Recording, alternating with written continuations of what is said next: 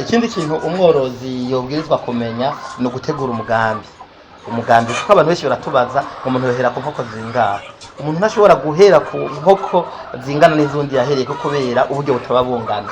Ubwirizwa kuba ushobora novuga gutegura kavuga ati ukamenya mbega inkoko imwe ivutse jewe izontwara ibiki gushika n'imiburi gushika ku mezi 5 ivutse, kubera izoshika ku mezi 5 atana kimwe gufashije atari gubonye bwo igutwara amafaranga.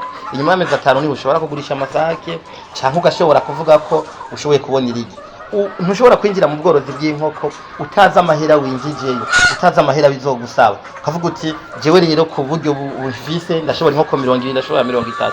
Iki kigwa rero utaje mu nyigisho naco ntushobora kukimenya kuko niho turaba inkoko idusaba iki, haba mu ahiba, haba mu mafaranga, haba mu biro gushika twatora amafaranga. Umwe wese ava mu nyigisho abonye ngo cyeno shobora inkoko 10 uwundi 100 uwundi 1000.